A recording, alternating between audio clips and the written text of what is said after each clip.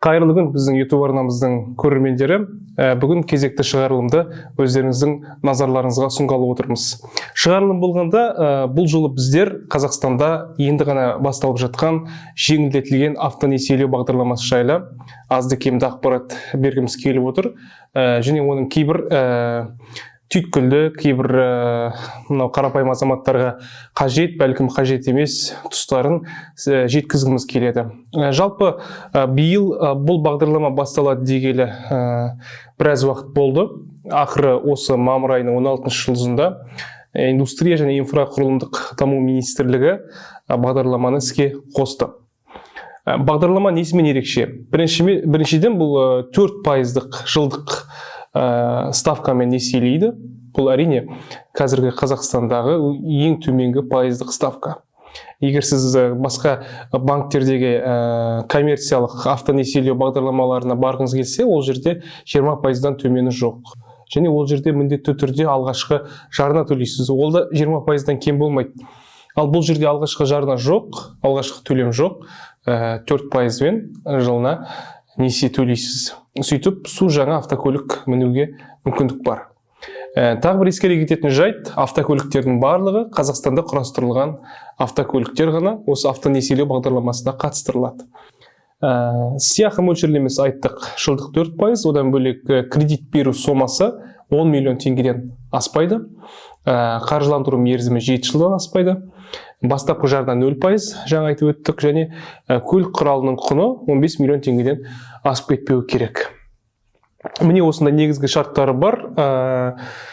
Бүгін енді біраз адам автосалондарды толтырды.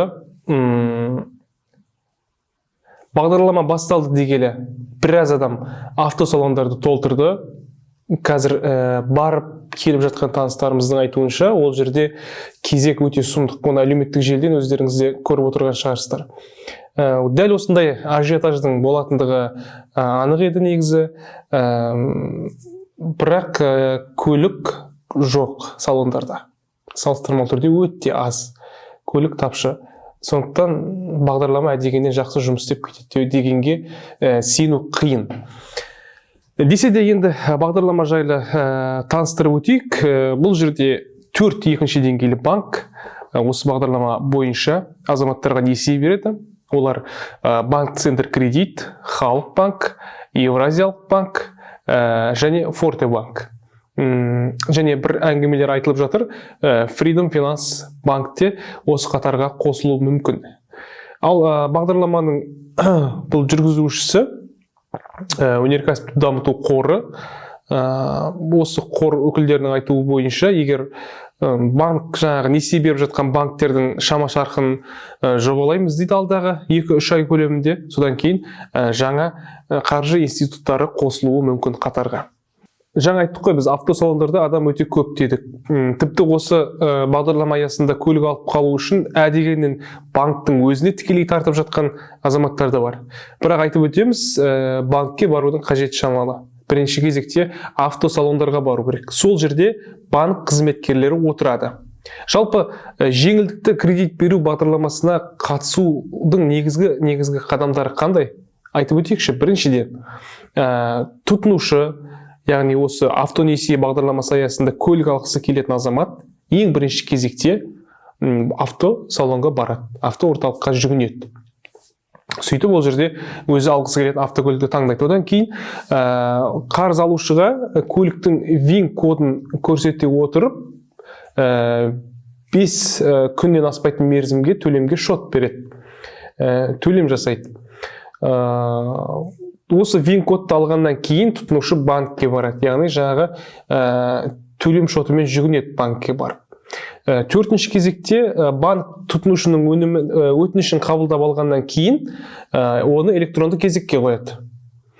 Одан кейін міндетті түрде оның несие тарихы, міндетті түрде оның төлем қабілеттілігі тексеріліп, барлығы оң болған жағдайда банк шешім қабылдайды. Мақұлдау немесе мақұлдамау. Сөйтіп, мақұлдаған жағдайда кепілдікті хат береді тұтынушының қолына. 6-шы кезекте кепілдік хатты тұтынушы алу керек, және алғаннан кейін ол автокөлікті тіркеу үшін қайтадан дилерлік автоорталыққа келеді. Одан кейін тұтынушы кепілдік хатты алған сәттен бастап 10 күннен кешіктірмейтін мерзімде банктік қарыз шартын рәсімдейтін болса, онда тұтынушы кезектен шығарылады. Айта кету керек, өтінім бергеннен кейін тұтынушы таңдап алған автокөліктің моделін, маркасын ауыстыра алмайды. О баста өзі қандай көлікті таңдады, сол бойынша қалады. Ал бас тартқан жағдайда оның электрондық кезектегі оның кезегінің күші жойылады және оның орнына жаңа қатысушылар келеді. Жалпы айта кетейік, бір адам 2 жылда бір мәрте ғана осы автонесиелеу, жеңілдетілген автонесиелеу бағдарламасына қатыса алады. Жаңа айттық қой, біздер төлем қабілетін тексереді, несие тарихын тексереді деп, бұның барлығын банк өзі реттейді. Бірақ осы өтінімді олар мақұлдағаннан кейін барлығы жақсы, біз бұл азаматқа кредит береміз дегеннен кейін тұтынушы өзінің мәртебесін сол банктың онлайн платформаларында тікелей қадағалап отыра алады. Қандай процесс қалай болып жатыр, кезек алға жылжып жатыр ма, көлік келе жатыр ма деген мәселелердің барлығын тұтынушы өзі қадағалап тексеріп отырады. Өнеркәсіпті дамыту қорының қатысуынсыз. Бізде 2015-2018 жылдары осындай бағдарлама болған, автокөлікті жеңілдетілген несиемен берген біраз азаматтарымыз жақсы көліктерді алып қалды сол жолы. Қазір көріп отырғанымыздай ол көліктердің бағасы қымбаттап кеткен, біршама өте қатты қымбаттаған. Бірақ сол кезде кезекке тұрып, жаңағы Қазақстанда құрастырылған арзан, енді пайыздық ставкасы арзан көліктерді алғысы келген азаматтардың барлығы бірдей алған жоқ қой. Бағдарлама 2018 жылы аяқталып қалды. Міне сол азаматтардың кезегі осы жолы күшінде тұра ма деген сұрақ туған еді. Бұған да жауап берілді. Ол кездегі кезектің күші жойылады. Яғни осы жолы кезекке тұру жаңадан жүргізіле бастайды. Бұл туралы осы өнеркәсіпті дамыту қоры төрағасының орынбасары Ринат Ғаппаров деген азамат айтқан. Бағдарлама аясында қандай көліктер ұсынылады? Бұлар Chevrolet, Kia, Hyundai, JAC электромобильді автокөліктері және Lada мен Renault. Міне осы көліктерді арзан пайыздық ставкамен тақымға басуларыңызға мүмкіндік бар. Енді жаңа айтып өткеніміздей, көлік бағасы өте қымбаттап жатыр бізде. Былайғы жаңағы пробегпен дейміз ғой, жүрілген автокөліктердің өзі де қымбат, салондағы көліктер де қымбат. Неге? Өйткені бұған пандемия әсер етіп жатыр, басқа да факторлар бар дейміз. Микрочиптер әлемде тапшы болып жатыр. Сөйтіп бұл әлемдік автокөлік өндірісінің әсерінен біздің нарықтағы көліктер де қымбаттап жатыр деген уәж айтылады.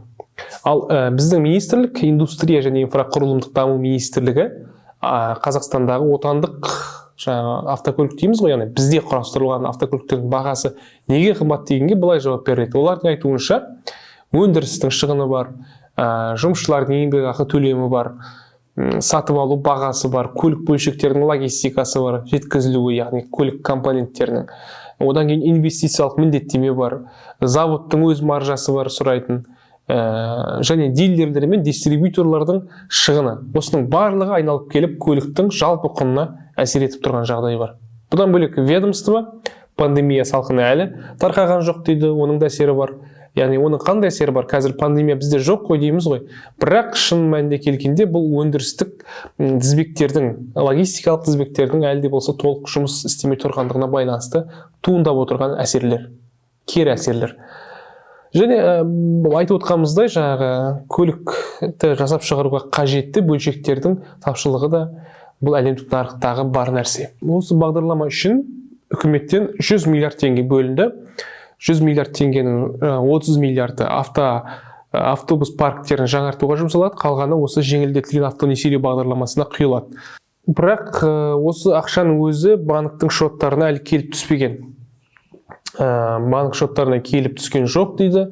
Мысалға Халық банк баспасөз қызметінің айтуынша, Халық банк пен өнеркәсіпті дамыту қорының арасында әлі келісім жүріп жатыр, қол қойылған жоқ құжатқа. Сол себепті де біздер жеке тұлғалардың жеңілдетілген автонесие алу туралы өтініштерін қабылдай алмаймыз дейді.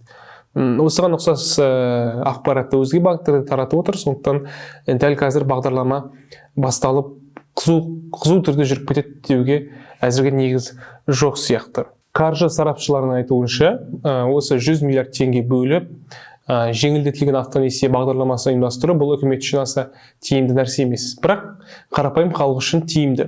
Әрине, көліктің бағасы қымбат, салондарда көлік жоқ, бірақ әйтеуір олар келеді. Мейлі 2-3 ай күтсеңіз де, мейлі 4-5 ай күтсеңіз де, жаңа көлік келеді, сіз рәсімдейсіз, сөйтіп автокөлікті боласыз.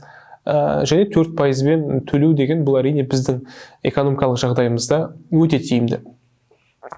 Мысалға, қаржы сарапшысы Андрей Чеботаревтің айтуы бойынша, қазір біздің несиелеу ставкасы 4 жылдық 4%, бұл инфляциядан да төмен болғандықтан бағдарлама бюджет үшін өте тиімсіз. Сонымен бірге көліктердің жетіспей жатқандығы да бұл бағдарламаның жағымды пиарын қалыптастырмайды дейді. Дегенмен бағдарламаға қатысу керек. Депозит жылдық 14,9% әкеліп тұрғандықтан несиенің 4%бен берілуі тегін ақша сияқты көрінеді. Депозит бойынша ставка 4%-дан төмен түспейінше, бұл несиені алдын ала жауып тастауға болмайды. Егер сізде артық ақша болса, онда оны депозитке жіберіңіз, немесе басқаша жұмыс істетуге күш салыңыз, дейді Чеботарев. Яғни бұл жерде бұл экспертті айтқысы келіп отырғаны, онсыз да автонесие жылдық 4%-бен беріліп отыр. Бұндай төмен ставкамен беріліп отырған несиені алдын ала төлеп құтылып тастаймын деудің мәні жоқ. Яғни, одан да сіз оны депозитке салыңыз. 14-тен жоғары, 10-нан жоғары кемі пайыздық ставкамен табыс әкеледі ғой сіздің салымдарыңыз. Сондықтан да оны ал депозит ставкасының 4%-ға дейін түспейтіндігі белгілі. Сондықтан да бұндай кредитті алдын ала жабудың мәні жоқ. Әрине, сіз 17%, 20-30%-бен несие алып, оны алдын ала бір жола жауып құтыламын дейтін болсаңыз, онда ол орынды. Ал бұл жағдайда өйтіп алға жүгірудің керегі жоқ, дейді сарапшы. Міне, қадірлі көрермен, Қазақстандағы қолға алынып отырған жеңілдетілген автонесиелеу бағдарламасының жалпы мазмұны осындай. Азаматтарға бірінші кезекте автосалонға баруға, сол жерден ВИН-код төлем шотын жасауға, және содан кейін банкке баруға, банктен тиісті мақұлдауды, тиісті кепілді хатты алуларыңызды сұраймыз. Содан кейін қайтадан дилерлік орталыққа келулеріңіз керек. Сөйтіп сіздер өз мәртебелеріңізді толыққанды анықтай аласыздар. Және өзіңіз өтініш берген банктың платформасында өз мәртебеңізді қадағалайсыз, және осы хабардар болып отырасыз. Сондай-ақ азаматтардың бір емес бірнеше банкке қатар өтініш беруге де мүмкіндігі бар екендігін ескерте кетейік. Біздің шығарылым осымен тәмам. Қадірлі көрермен, біздің YouTube арнамызға жазылыңыздар, лайк қойыңыздар, бөлісіңіздер және коммент қалдырыңыздар. Бізбен бірге болыңыздар.